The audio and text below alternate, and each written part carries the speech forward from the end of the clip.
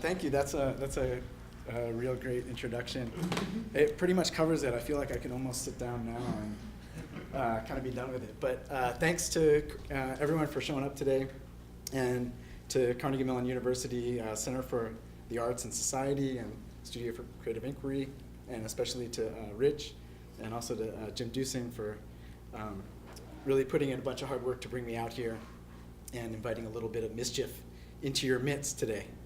So yeah, I think you kind of covered the basics of Center for Tactical Magic. We do a lot of kind of socially engaged projects. It's a kind of collaborative authoring strategy for taking on projects that mix art and activism and a range of magics. Magic from tricks and illusions all the way through to popular culture and the spooky stuff, mystical and kind of the beyond.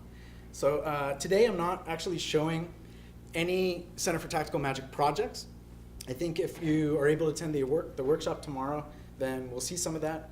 But for today, the focus is going to be on kind of the culmination of some research into the relationship between magic and power. So, you know, any good magical performance often requires a kind of potent potion. So I need to mix a couple of things here. You know, power, like art and like magic, often comes in many forms. And I don't know about you, but whenever I kind of start things out, it takes a little bit of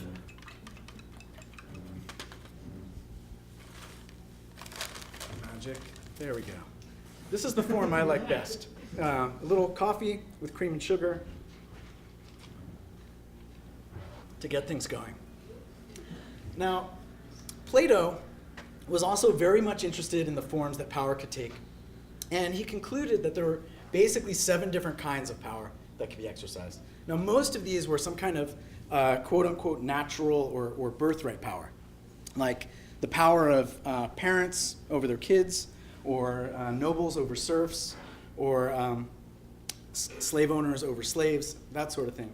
But for Plato, there was really only one kind of power that actually mattered, and that was the power of those who know over those who don't. Right? This is like the power of knowledge. Well, this is particularly interesting because I think, as many of you already know, Plato also relied on the allegory of the cave of shadows. Right? Maybe it looks like a party you've been to suggest that that all but the philosophers were prisoners in an illusory world. Well, this question of knowing and not knowing, appearances and reality, illusions and power and aesthetics are kind of at the core of art and politics and magic, and that's kind of what I want to explore with you today. So let me just start by asking, who here has ever been to a magic show? Okay, and who here has been to a lecture on magic? The magicians in the room. Okay. Well, this is going to be kind of a mashup between the two. It's maybe a little disappointing if you were only hoping for tricks, but if you're anything like Plato and you like to keep your illusions and your knowledge in close proximity, then it's a bonus, right? So, yeah. Where do we go from here? Any philosophy majors in the room? No. Well, that's maybe a good thing. I don't know. If there were, I think they would attest to the fact that there are many, many theories of power that we could get into, but we don't have a lot of time together. So I'm going to just kind of briefly gloss over some of that full discourse into power, just to kind of set the stage for what's to come later on.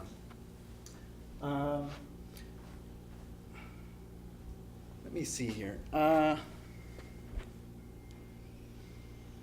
think we can just kind of jump in. Are we ready to go? You feeling it? Yeah. Yeah? We good? Okay. Here we go.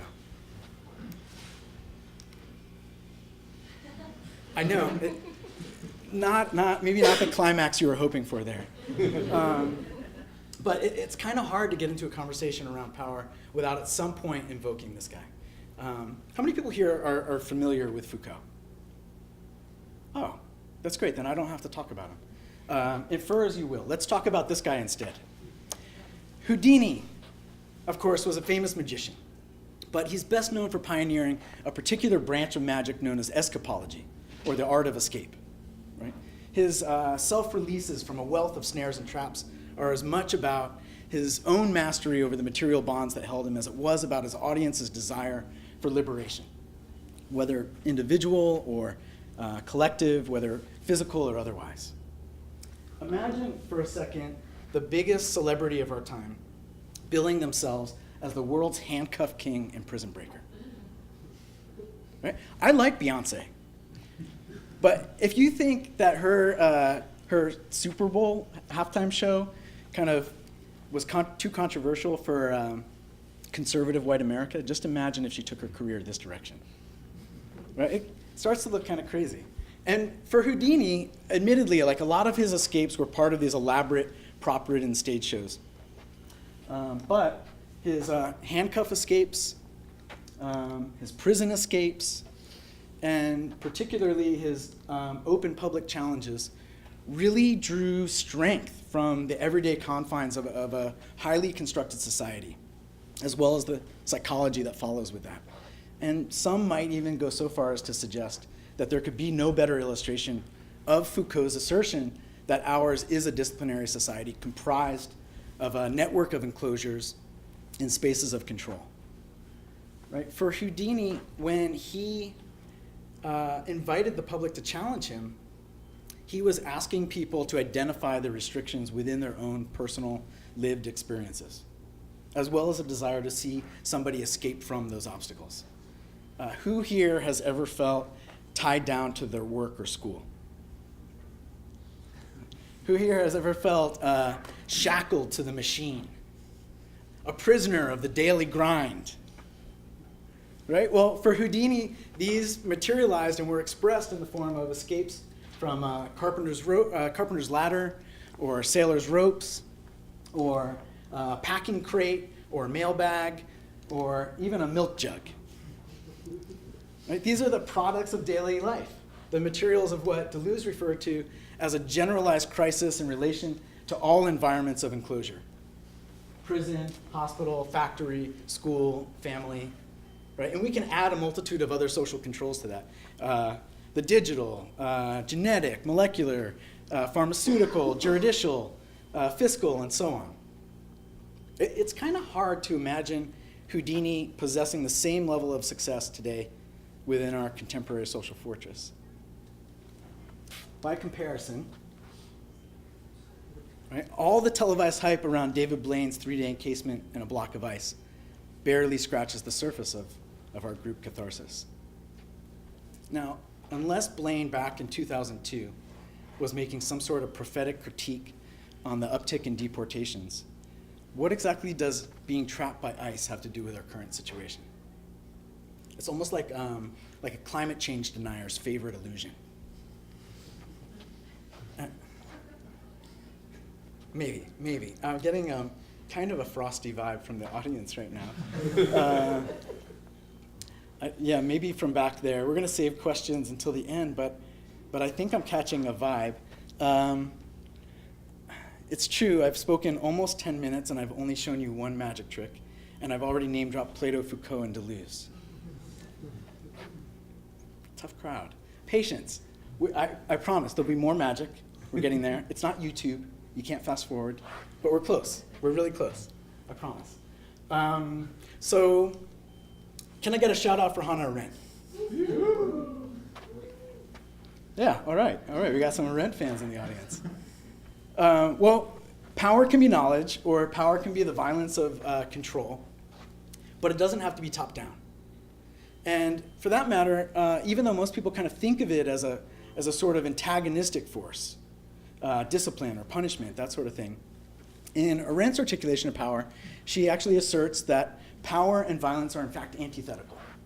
That power is constituted by and for the collective will, and you don't actually need violence to produce power. Now, we could certainly draw some connections there to Dr. King and his radical praxis that he termed militant nonviolence, which is a truly profound political platform that unfortunately often gets watered down and whitewashed to being something more akin to nonviolent complacency or perhaps non-confrontational protest. Or we can make connections, for example, to Hart and Negri and their idea of revolutionary counterpower, which suggests that the best way to overcome coercive and hegemonic power structures is not by meeting them head-on, but by creating alternative, self-validating power structures within your communities, right, by and for the multitudes. Or certainly speaking as an artist in art college among other creative individuals, we would want to include Rancière in his discussion of political power and aesthetics, particularly his notion of the distribution of the sensible. No whoops for that? Okay. The distribution of the sensible suggests, among other things, that one way that power is realized is by making certain people or subjects or voices visible while occluding others. And definitely a relationship to magic there, right? To think about what is hidden and what is shown. And certainly I wouldn't want to exclude your own personal efforts at empowerment, whether that's through community organizing or unionizing or mutual aid, or even just trying to get your roommates to do their damn dishes. So where does that put us? Ooh, it's a little louder now.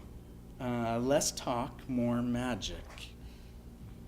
Yeah, I'm seeing some nods. Okay, I'll do my best to make some sense of this conversation around power and force and control, and show you some basic magic principles along the way. You're right in the center, right up front. Can I ask you to come up and help me out with a little demonstration? Everyone, a round of applause as they make their way up. Right. Oops, I spilled some. What's your name? Natalia. Natalia, nice to Yes, meet you. nice to meet you too. Natalia, I'm getting the sense that you are a student. Once you were once a student. Aren't we all? I knew it. And what is it that you studied? Life. Life. That is fascinating. I hope we can put some of that to the test here today. All right. I have here a standard deck of playing cards. And as you probably already know, a deck of playing cards has 52 different cards, each one separate and unique, right? Mm-hmm. If I were to ask you, it's a little bit of a math problem. If I were to ask you the odds of choosing any one card in particular from among a deck of 52, you would tell me that the odds are 1 in? Honestly, I have no idea. 52, I guess. That's right. Yes, All yes. right. Life. You're tricking me here. Fantastic. All right. Not so fast. Not so fast. Do you believe in fate or free will? Are your choices truly your own, or does someone else control you? That's a difficult question. I'm Let's go I'm a with difficult fate. person. Let's go with fate. Okay. That's an interesting response. Well, I'm gonna actually start this out in kind of an unusual way, which is sort of by revealing a secret in magic. We were just talking about the relationship between magic and power and force. Well, in magic, there is something called a force, which is a way in which a magician makes you choose exactly what they want you to choose. Now, in truth, this actually isn't unique to magic at all. For example, the most basic kind of force is called brutal force. Now, if you would, just put your finger out, please. Just one finger. Just we only need one. Okay. And just go ahead and take the first card that you touch. Fantastic. And go ahead and look at it. You can show it to them. Don't show it to me.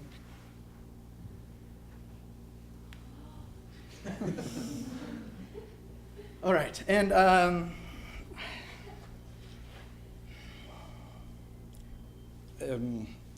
4 of spades. Yes? Yes. Four of spades. The four of spades. All right, go ahead and flip back to wherever you like. You only seem sort of impressed. And were you impressed? A little bit. A little. Why, Just why, a little bit. why were you not so I mean, impressed? this is what you do. I know, right? I know. I kind of expected But I that. kind of felt that.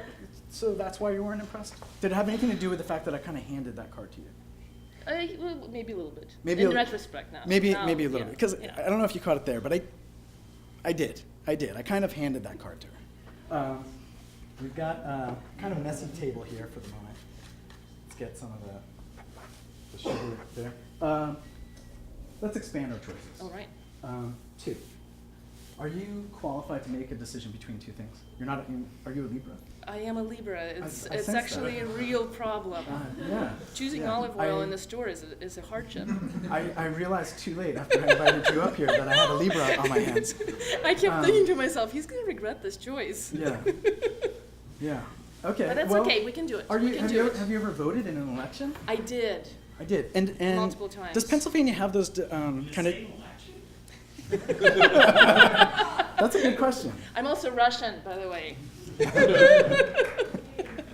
Do you guys have those discriminatory voter ID laws out here? Yeah, you do. Did you bring an ID? I did. You did. Okay, well, I'll trust you. I'll trust you on this. All right. Because you said you're Russian. So obviously, when you have to make a choice between two things, you have to eliminate one. I want you to go ahead and just place your finger on any card. Okay. Totally fair choice. Yes? Totally fair choice. Okay. Then go ahead. I want you to pick it up and look at it. Don't say anything to me. Don't even show it to them this time. Mm-hmm. Let's start here. Don't give me any hints. High, low, high, low, high, low. Black, red, black, red, black. Yeah, see, you're trying not to give me anything, but I think I'm getting there. Clubs or spades? Clubs or spades? Clubs. I think you have the. Do you have the 4 of spades again? I do. If you could show it. No. You're being very kind, but in truth, it doesn't matter a whole lot. Because it's the same. Because this card is the 4 of clubs. They're not quite the same, but they're close enough. And this is often what is referred to as a false binary or a false dichotomy. It can be expressed by pigeonholing people into choosing between extremes, or in choosing between two things that are remarkably similar. If I could have you just go ahead and place those back in the deck anywhere you like. Fantastic. And I think you guys know this well enough in everyday life, right? Good or evil, black or white, Coke or Pepsi. Some of the more cynical in attendance might even say Republicrat or Demublican. That's easy. But I would never be so vulgar as to say that. 3. 3 is the magic number. All right. Obviously, when you have to choose between 3, you must now eliminate 2. Yes? Are you righty or lefty? The right-handed. The right hand. If you would start with your left hand, please. Okay. Take your finger, place it on any card of your choosing. Perfect. Right? Mm-hmm. Go ahead. Take it. Again, totally fair choice. Yes? Yep. And if you would just flip it over and show them that I think, again, you've chosen the 4 of spades. Now, you might be inclined to think that the entire deck is made up of nothing but 4 of spades, but I assure you it's not, correct? It's not. It's not. Yeah. You see, this is what is known as the triple bind, or a devil's triangle. There's the illusion of choice, but the choices have been limited to only 3. And from there, with a little bit of psychology, I'm able to influence the decision according to my desired outcome. You're slightly more impressed now, yes? The left hand was really good. Yeah.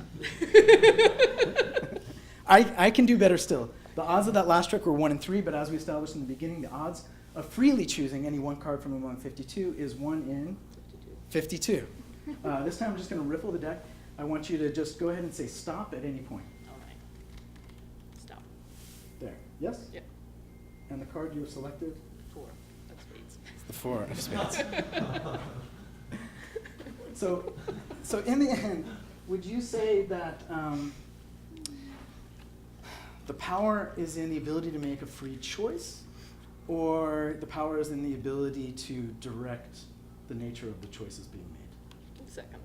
Second.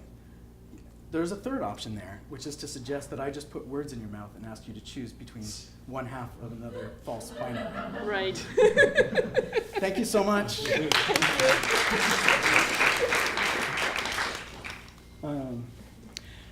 Yeah. Pittsburgh, so beautiful. And amidst all the beauty, I still see a few dour sneers of skepticism. And well, there should be, right? I mean, in the end, who really cares about a pack of cards? A magician is suspect before he even gets a word in your ear. I saw a hand go up in the back there.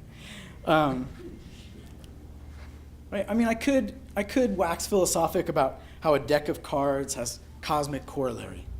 52 cards in the deck, like 52 weeks in the year. Or 4 suits, like the 4 seasons. And if you were to add up the values of all the cards on the deck, you would arrive at 364.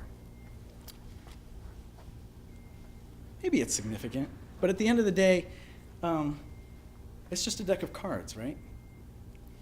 If I were to ask, can I ask you? If you were to think of a card, actually I want you to see the card. Don't just think of some random number. I want you to actually visualize in full color and detail the face of the card. And I want you to just say it now. That was well done. That was really well done. Congratulations. She should get a round of applause for that. Come on. You witness real magic, and everyone yawns. You, sir, next to her. Quickly, first card that you think of. Oh, that's good, but I wasn't asking the Joker. I was asking the one in front of the fellow in front of you. Yeah. The 2 of spades. Oh, so close. It's amazing. I could tell you it's the ace of spades. You just need to work a little harder. You'll get there. She can show you how. Right? But in the end, does it really matter? Right? As we established, cards are not really for making magic. Cards are for making money.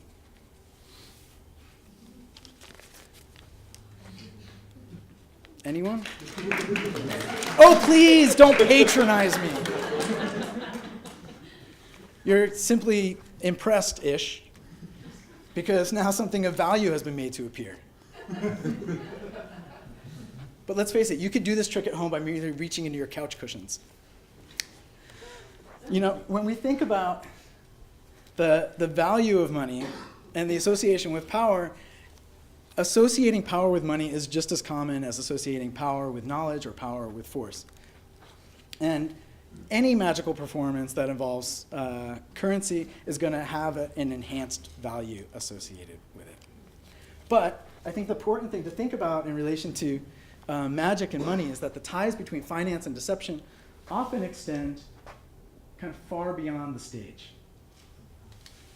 Now, whether you call it a con or a cheat or a swindle or a hustle, a ruse, a racket, a ripoff, a scheme, a scam, a sham, flim-flam, bamboozlement, or embezzlement, right? Maybe you just call it Wall Street. Any way you spin it, misdirection and other magical methods are often relied upon to provide surreptitious access to assets while removing any trace of culpability. The so-called invisible hand of the marketplace is a particularly pernicious bit of hocus pocus. But it isn't the first time that the powers of magic have been called upon for their uses in exchange value. You see, centuries ago, Gnostic sorcerers supposedly penned a book called the Goetia, or the Lesser Key of Solomon.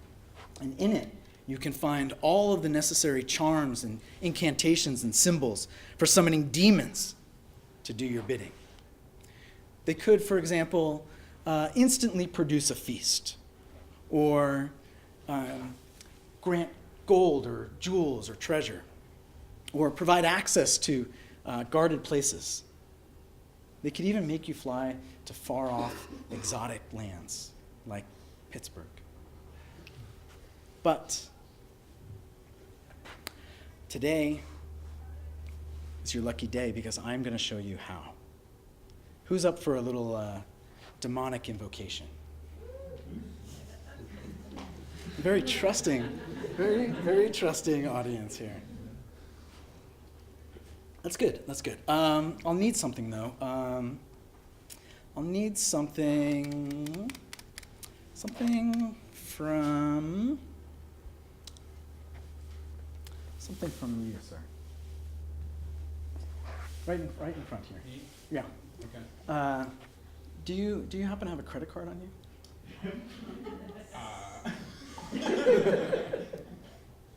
Yeah. Yeah. All right. All right. Round of applause as he makes his way up. Fantastic. And your name? David. David. Aaron. Oh, look, he's already handing me his credit card. This is Yeah, wow, this yeah. is this is amazing. Take it. I've got it. Do you know that this possesses much of the same power that ancient sorcerers sought to obtain from demons? No. It's true. Wow. It's true. You can use it to get gold or jewels or a feast or even travel around the world, depending on how much credit you have. Right? But demons can be pretty dangerous, which is why it was necessary to bind them and keep them under wraps. Now, sometimes binding can be a tricky affair.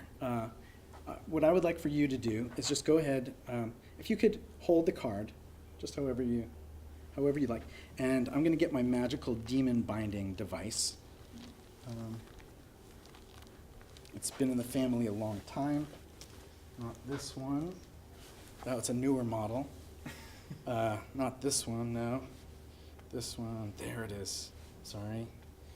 My demon binding, this is the one. Let's go ahead and put that there.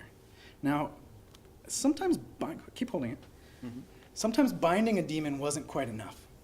Sometimes it was also necessary to neutralize a demon's powers. Does anybody know what we might use to neutralize his demonic credit card here? Oh, a magnet.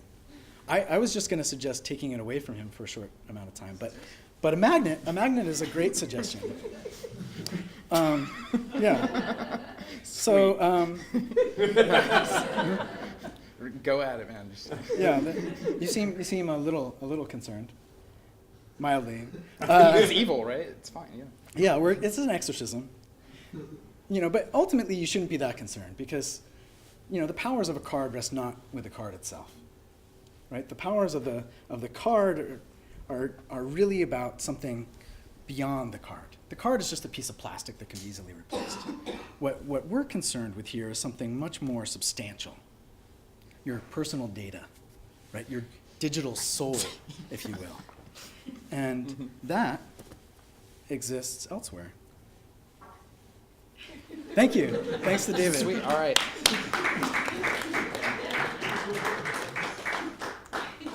David! You're still here. You want your card back. Yeah, I want my evil.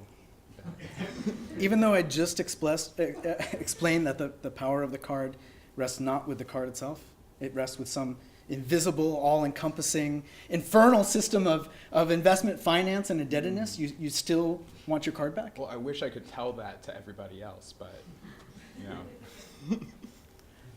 You see what I have to deal with. I tried to save him from himself. You as my witnesses saw that, right? Yeah. Fine. Fine. Many of us imagine hell as a hot and fiery place. But for Dante, the lowest circle of hell was in fact frozen. Have you ever had any of your accounts or assets frozen before? Not to my knowledge, no. No, okay. Well, I can assure you it has a very, very chilling effect on your sense of personal freedom. If you would just hold your hands out and... Are you going to freeze my assets? Is that, in fact, your card frozen solid within this block of ice? And if you could just hold that up, can you? Here, two hands, so that everybody can see. And I want you to just hold it like that, and I want you to just Break it out. Break it free. Break free. Is that your card? I hope so. Thank you very much. It's going to be a little slick down here. Anybody thirsty? Oh.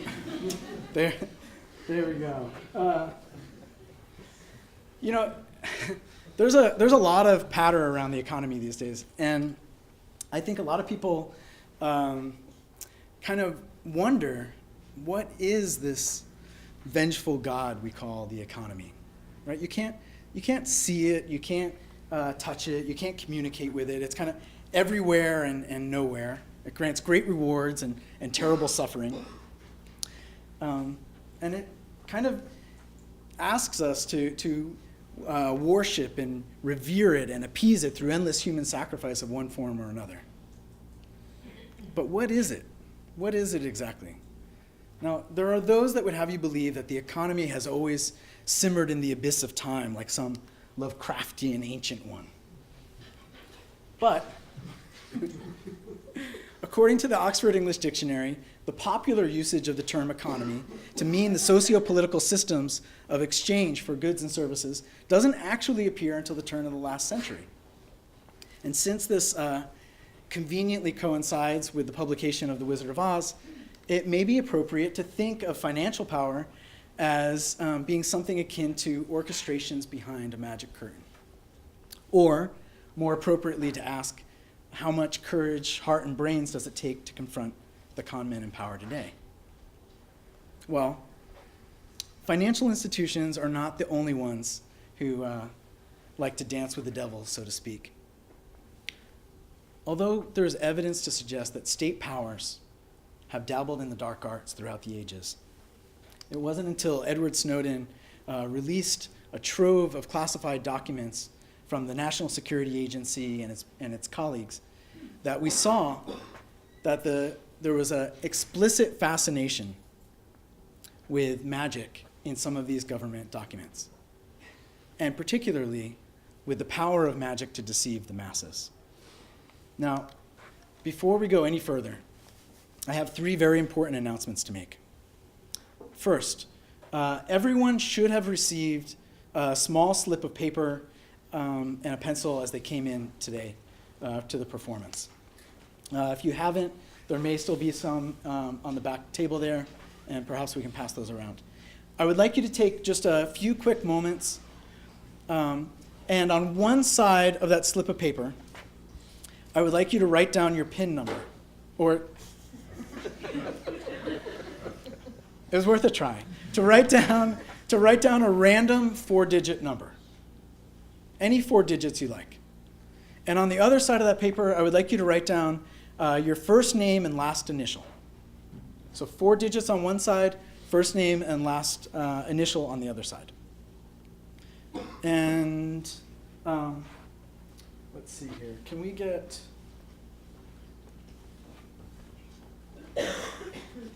I'm going to just circulate a couple of envelopes through the audience. And if you could just go ahead and place your slips of paper into an envelope. You're welcome to keep the pencils. I know they're really fancy. And when all of those are done, the last person who has whatever envelopes, if you could just bring them up, that would be great. Now, the second announcement is that all of the slides that you are about to see from this point forward in the presentation are taken from actual classified documents leaked by Edward Snowden.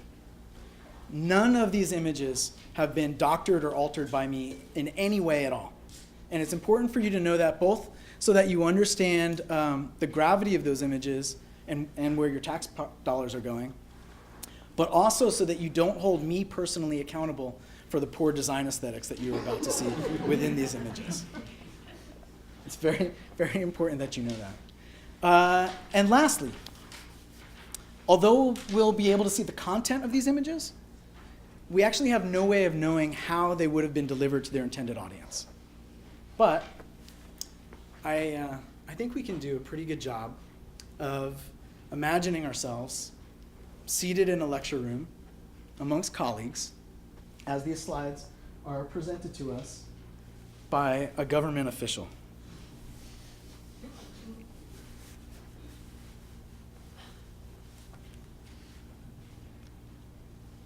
You're supposed to put it the other way. This way? Wait, I'm trying to get into character. You can't make, thank you for so much. You can't make me laugh there. All right. Okay, yes.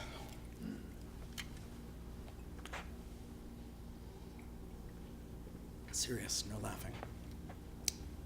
Not a laughing matter.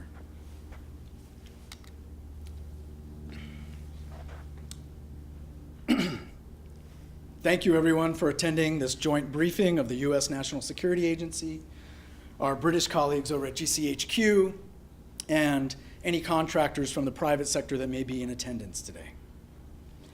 As many of you know, we've been experiencing some growing pains as of late. Some of you may even feel conflicted in your role as intelligence analysts. Well, might I suggest as a solution to this problem that we find a different term to identify with. Now, some of you have already begun referring to yourselves as intelligence officers or agents. I've even heard the term secret agents bandied about.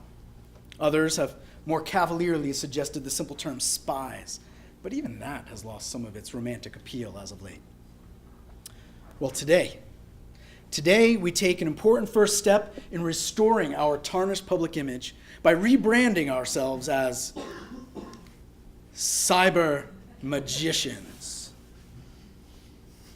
Yes. Shouldn't we try actually addressing some of the public's concerns? Please, don't be absurd.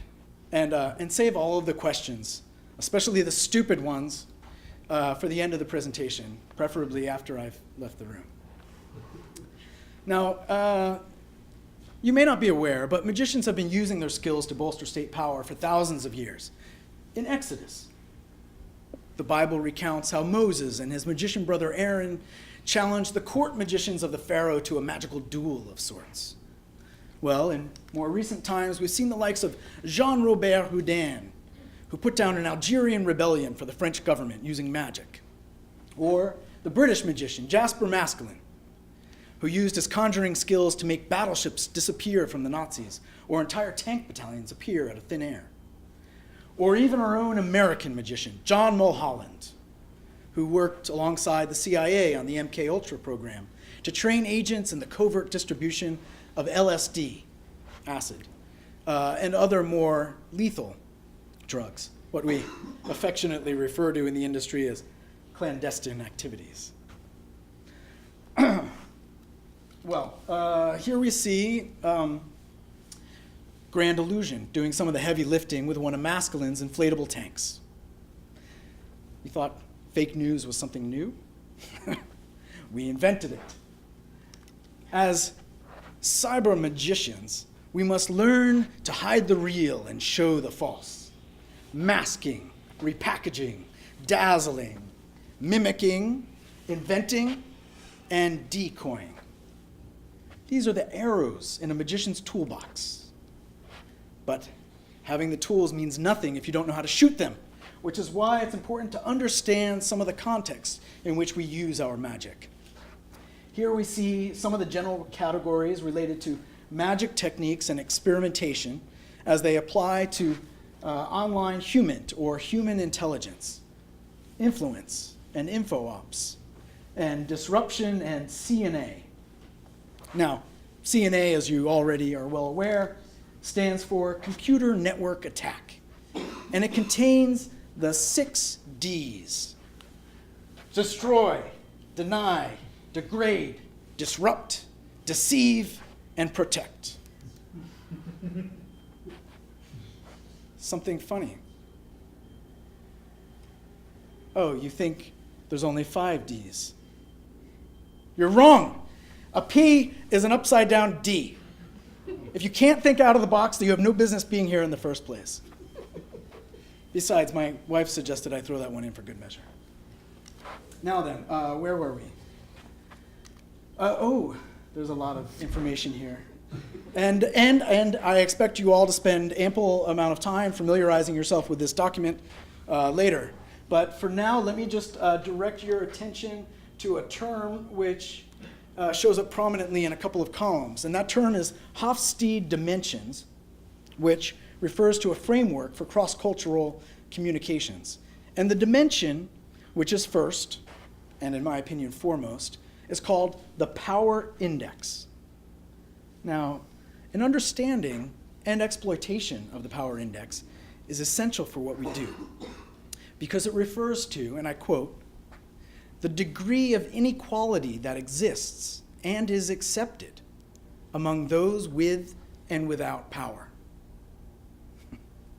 Of course, those in power will always accept a certain measure of inequality, because without it, how can there be those in power? And in America, we value inequality almost as much as freedom, assuming that it's our freedom and somebody else's inequality. But I digress. Let's just close out the background briefing and really bring it home as to why we should be called cyber magicians by taking a part of a quote from Teller, from Penn and Teller. Yeah, that's correct. Teller is the one who never talks. But nothing strengthens authority so much as silence.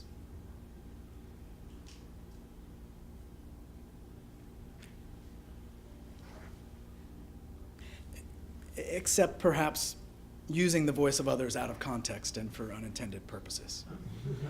But that brings us to the end of the background briefing. Now let's move forward with a more mystifying spectacle of our cyber magic abilities. Who wants to see some cyber magic? I can tell there's still a little disappointment that we didn't go with cyber mystics. But may I just remind you that we already have a program called Mystic. And in fact, it's used to record and collect all of the phone calls of a single country, the Bahamas, for instance. This is what is known as bulk collection. Well, work smarter, not harder, is what I always say, and smartphones have certainly made our job much easier. Who here has a smartphone? Raise your hand. In fact, go ahead, take your phones out. Go ahead, take your phones out, unlock them, and resist the urge to actually check your statuses. In fact, unlock it, and as soon as you've unlocked it, just go ahead and hand it to the stranger behind you to let them rifle through all of your communications. Or not. That would be absurd, of course, to imagine strangers rifling through your phones. Do you hold your phones up? Can I just see? Fantastic. Do you know what this is? This is the perfect tracking device that doubles as a surveillance bug and triples as like a personal dossier, the likes of which would have given the Stasi orgasmic fantasy dreams. And to be fair, it also works as a phone and a music player too. You, sir, would you mind coming up, Mr. Yeah, do you want the phone? Yeah, Agent Cyber Magician? Yeah, bring your phone with you. What kind of files do you keep on your phone there? Mostly just images. Mostly just images. Do you use it for email or I do use text? it for some email, yeah. So you were holding out on me. Yeah, I guess I was. Yeah, you were. What kind of files do you have on your phone? Anything the NSA might be particularly interested in? Oh, no, definitely not. Are you familiar with the term bulk collection? Yeah. Then you know that we're interested in everything, even if you don't have anything to hide yet. That's true, more of that, yeah. That's true. Yeah. Now, you see, a lot of people think of their phones as a kind of isolated piece of technology, like a phone, a toaster or a coffee maker. But your phone is actually sending and receiving invisible signals and commands all the time. Well, magic plays with the visible and the invisible. Would you like to see something invisible made to appear? Sure. Yes. Yeah.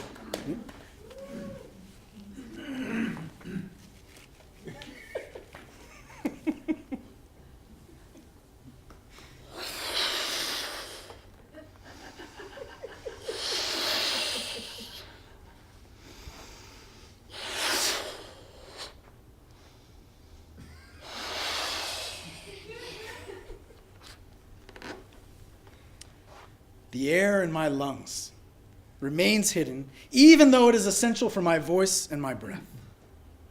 But this dark balloon can trap all of that, much like our dark operations can trap all of your private communications. May I borrow your phone for a second? Now, it may seem unlikely or improbable or even impossible that we could or would encompass all of your personal communications.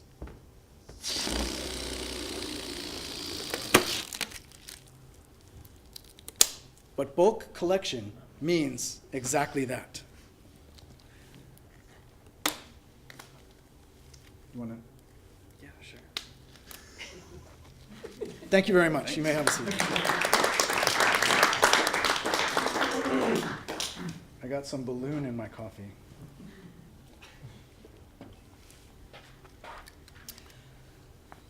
Now, I know what you're thinking, and the answer is no. These programs do not just apply to phones. They apply to computers and laptops and tablets as well. Oh, sorry, that wasn't what you were thinking. You were wondering instead, doesn't that violate my Fourth Amendment rights? Please. Who here even knows their Fourth Amendment rights? Oh, you're trying too hard. It's actually not very difficult. The Fourth Amendment is one sentence, and it says something to the effect of the right of the people to be secure in their persons, houses, papers, and effects against unreasonable searches and seizures shall not be violated, but upon probable cause, supported by oath or affirmation, and particularly describing the place to be searched or the persons or things to be seized. However, the numbers add some additional stuff such as protections against excessive force. Yeah. But, I mean, let's face it. The Founding Fathers, what did they really know? I mean, they didn't include phones and computers in that. So I think we're doing pretty good. But, you know, minor details. Let's let the sharks just chew on them, okay? We'll get back to that. Fourth Amendment. Mr. Know-It-All there, doing his homework. Good job. Good job. You'll get a raise. Will it pay for my master's program in specifically this topic? Not likely. But I suppose that the rest of you may not know your Fourth Amendment, but you're probably familiar with the PRISM program, which works directly with our corporate partners in Silicon Valley to gain access to all of their customers' private information. Now, most of the time, these businesses are willing to cooperate, even when we don't have to compel them with a secret FISA court order to do so. But sometimes we do need to get a little more cyber magical. Upstream Collection refers to when we directly tap into the internet backbone, the fiber optic cables, and snag web traffic and communications as it beams across the internet. Now, admittedly, some businesses will encrypt data as it moves between their customers and the servers, but we have a workaround for that too. In a man-in-the-middle attack, we are able to intercept, redirect, even alter or replace the content that a target user is sending between their computer and the business's servers. Now, this might not make the business so pleased, but it certainly makes us happy. Now, these programs may still seem a little fuzzy, but I think I can clarify things. So in keeping with standard government protocol, we're going to need to target a few innocent people at random here.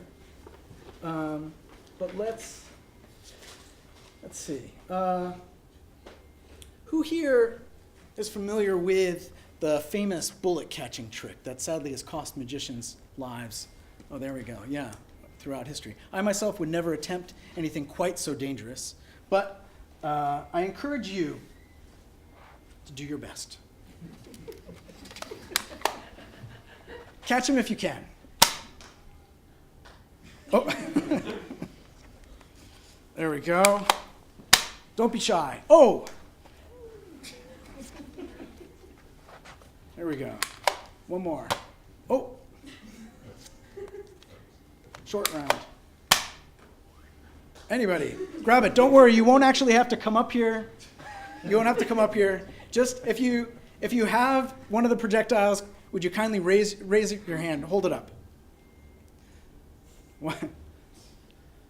Did that other one just go missing?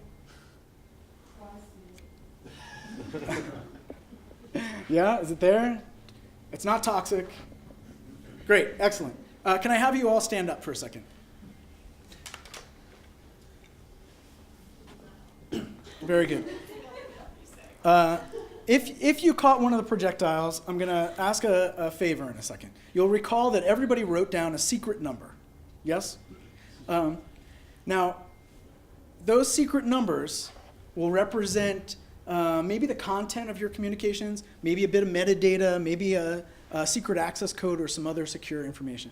I'm going to pass an envelope around, and I would like you to go ahead and take one slip of paper out from that envelope, and if you could enter those numbers into your phone. You can add it to a chat, an email, a text, a note, a calendar. You can even, don't be influenced, you can even take a photo of it. Understood?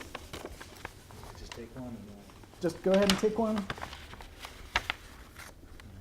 Go ahead and take one, if you would.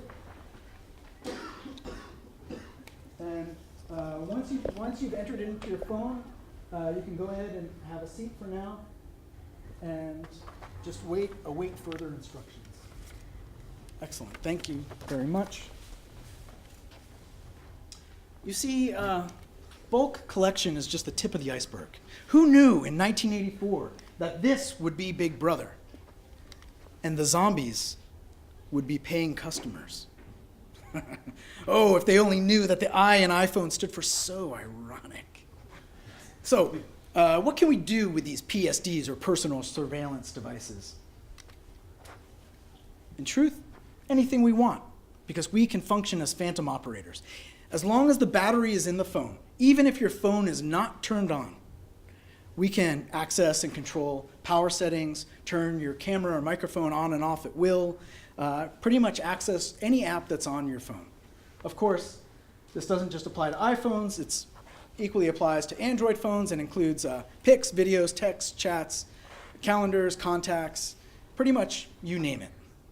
Now then, have all of our volunteers entered the numbers into their phones? If you would go ahead and just stand up once more for me. Now in a moment, I'm going to attempt to extract and then verify those numbers. Please do not give me any clues whatsoever. Don't try and help me. No winks, no nudges, no nods. Just until I've completed the process, remain standing. Okay.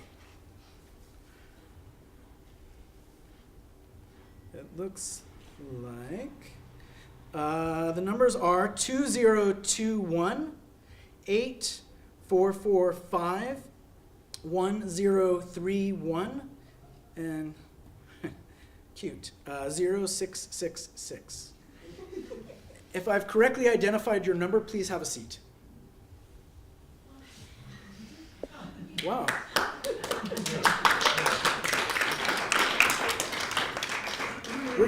We're more effective than I thought. Yeah, that's really something. Well, you know, some of these programs have shown how we can acquire, come into possession of people's private information, but we also produce content for the web and for target users to see as they access their accounts or the internet in general. Anybody here familiar with spoofing or a honeytrap? Yeah? Hold on to that thought because it's actually, it's time for our raffle. Raffle time, raffle time, raffle time, raffle. That's enough. You will recall that we also wrote down some names and put them in the envelope. If I call your name, please don't hesitate. Come on up and collect your prize. We actually have very special prizes for everybody involved today. So come on up and do it. I'm going to give everybody a fair chance, I'm going to mix these two together.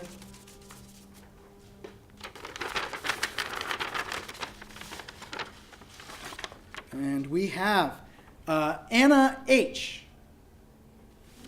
Oh, that's you again. People are going to suspect you of being a plant. Come on up, come on up.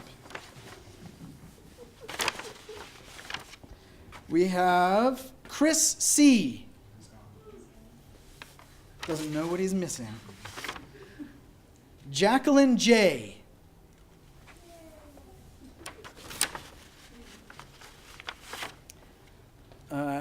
Dow F.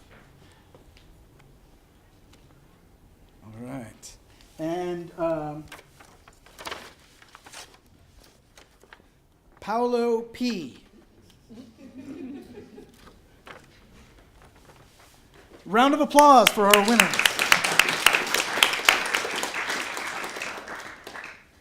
Give me 1 second here. I bet you're excited to see what you've won. I'm scared. Don't be scared. Don't be scared. Look at all the fun stuff up here. You have won your very own 32 gigabyte USB data key. Look at that.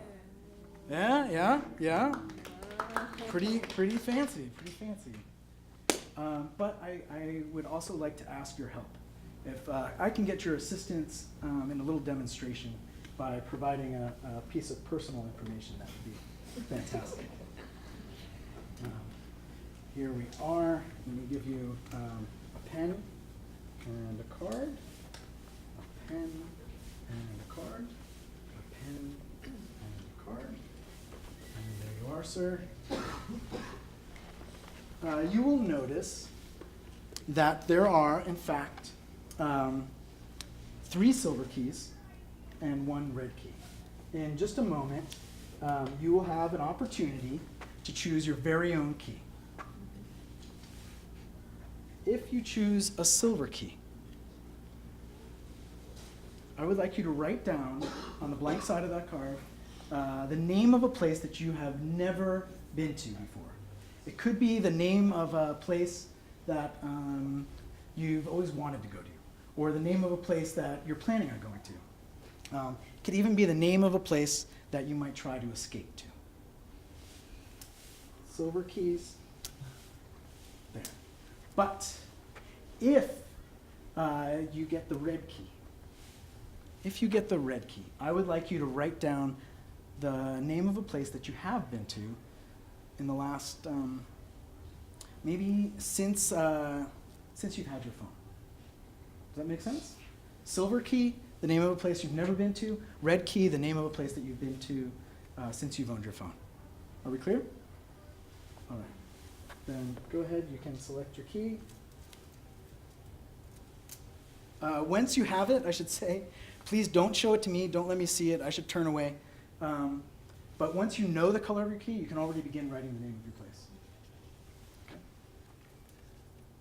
You see, this is what is known as a honey trap.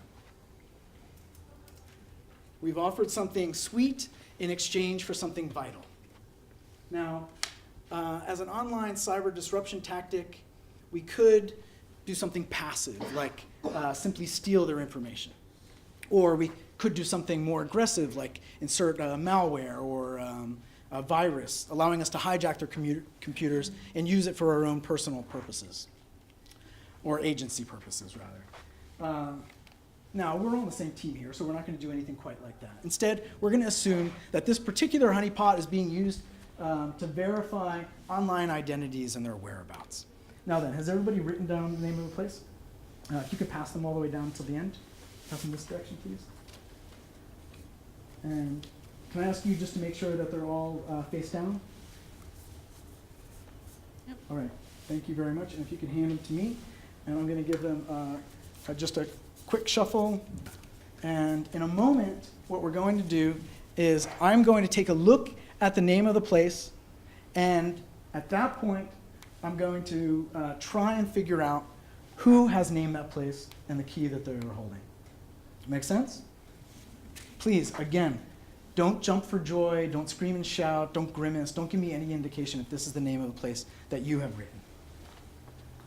The first place is Egypt. Egypt.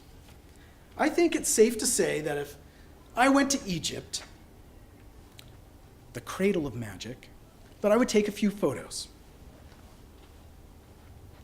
But a quick scan of your photos reveals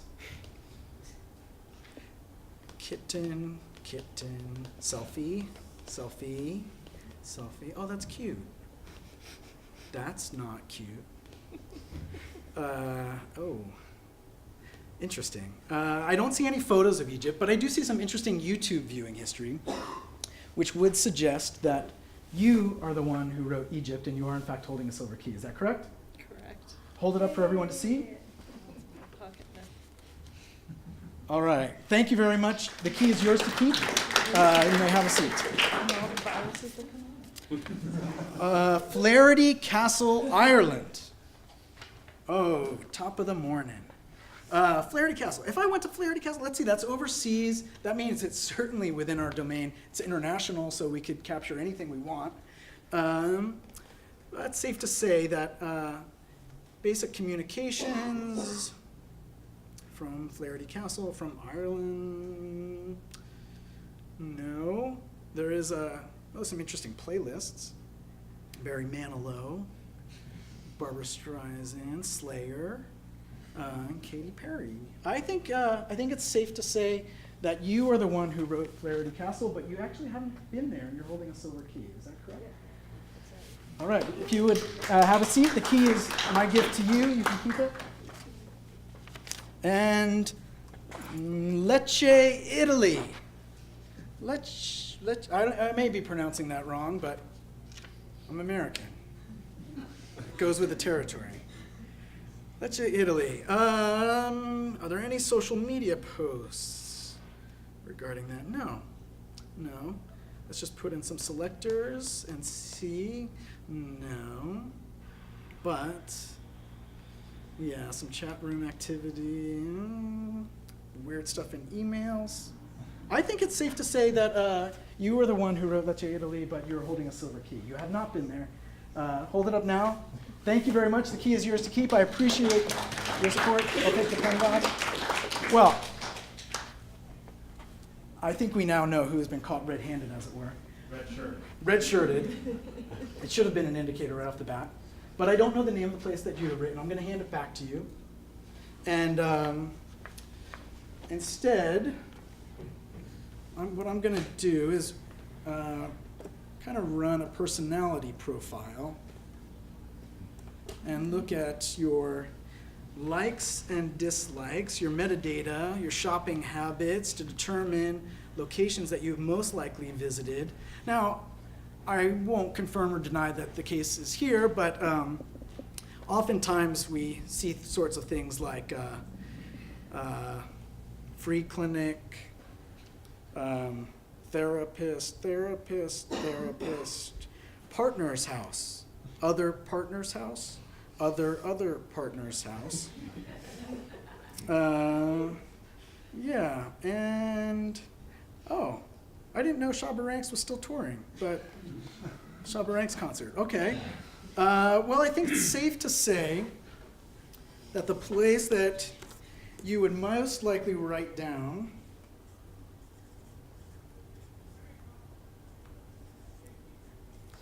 yeah, that should be it.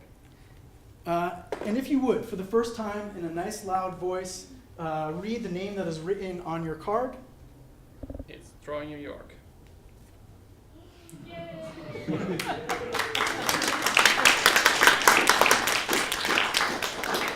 Now, can you confirm that we've never met? We've never met. And you're not a stooge or a plant? I'm not a plant. We haven't collaborated on this in any way, shape, or form? No. And even before, even just a few moments ago, you didn't know that you were going to come up and assist in this demonstration? No, I didn't know. Then why exactly did you post on Facebook earlier that you would? I did not. You're not going to pull this out. Is this your Facebook page?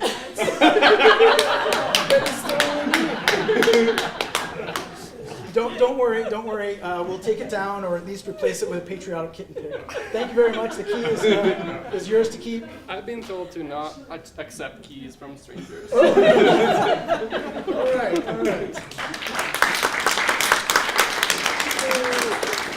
Well, that just about brings us to the end here. Of course, as you've seen, all of this work from our cyber magicians teaming up with our programming wizards have stirred up a little bit of dark arts of our own, all of which falls under our primary operating posture. Say it with me now. Sniff it all, know it all, collect it all, process it all, and exploit it all. Oh, and I often forget that last one because that last one doesn't show up in any of our internal documents, truly. It only shows up in the documents that we share with our intelligence partners. Truly. Now, you may be asking, when we say all, we mean all terrorists, right? No, all means all. Everyone is a suspect nowadays because anyone can do anything to threaten us at any point, right? How do we know that one day someone in here, like him or her, might do something that poses a threat? Any one of them could become an activist or a business leader or an NFL quarterback or even a politician who wants to see government agencies held accountable for taking liberties, literally taking liberties with people's personal information. But the more we can collect now, the more we have to work with later on. Yes. Isn't that offensive? No. We actually now officially refer to that as forward-based defense. Really.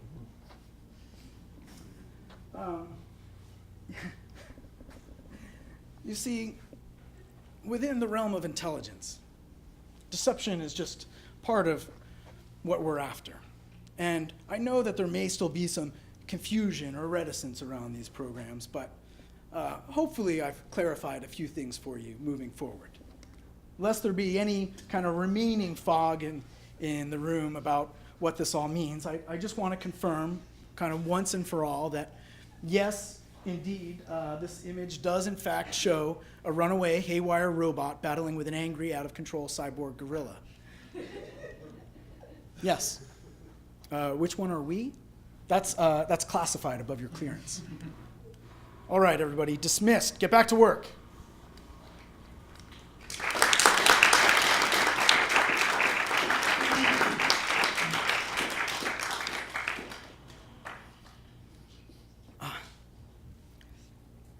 Just give me a second to get back into my own skin here. There's some common things that often get said around this stuff. People say, if I don't have anything to hide, then what difference does it make if I don't have any privacy? Or if I don't have any privacy, do I really have anything to hide? It kind of goes both ways. And the response is often one that says, well, are you concerned at all about your elected officials potentially being compromised before they've taken an oath of office? Or are you concerned at all that some of these technologies and strategies might trickle into the private sector? Cambridge Analytica. Or are you at all concerned that in any way that knowing that these vulnerabilities exist, but rather than using them to make people's communications more secure, they're allowed to persist, might actually make everybody that much more vulnerable to malicious hacking, whether domestic or foreign? All of those seem like reasonable thoughts to have. Well, magicians are often fond of saying that they are among the most honest of professions. They say that they will deceive you and then proceed to do exactly that.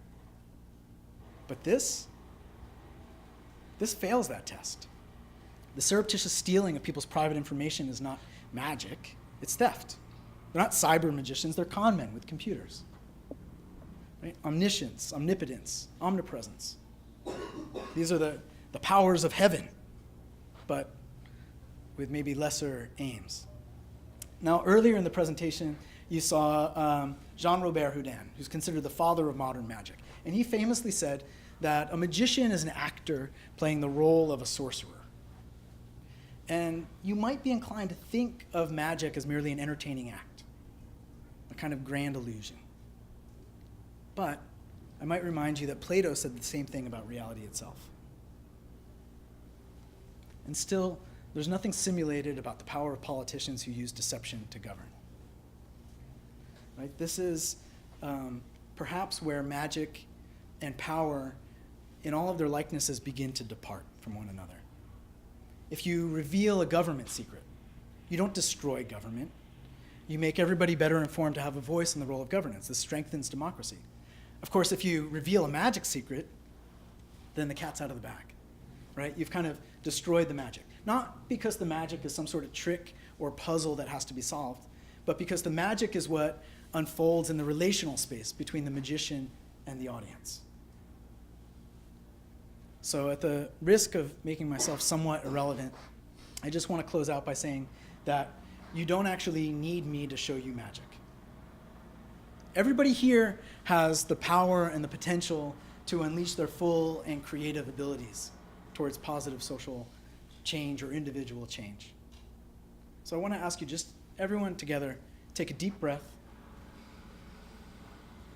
and relax and take a good look at your hands. Do you notice anything unusual about them? A feeling, perhaps. Just shake them out. Keep shaking them, and I want you to just relax your neck and your shoulders, your arms, and your elbows, your wrists. Keep shaking them out. Really shake them out. Shake them a little harder, a little faster. Let your hands just feel really loose and free. Shake them as fast as you can. And now hold them out in front of you and stop. Do you feel that tingling feeling? Like energy coursing through your body? Do you feel it? It should be just a light feeling, lifting your arms. Just relax and let your arms drift up. Getting lighter and lighter, just drifting up. Let them go. Just let them float up. Let that energy feeling, that tingling feeling, course through your body, and just let it go. And if you can feel your own power moving through your body, then just raise your hands.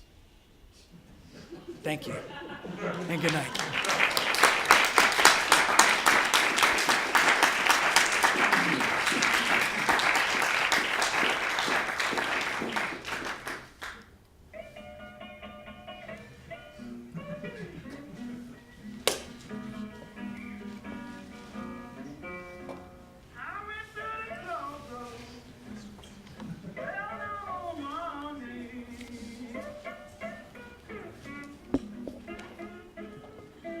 Hey. Oh, nice to meet you, Aaron.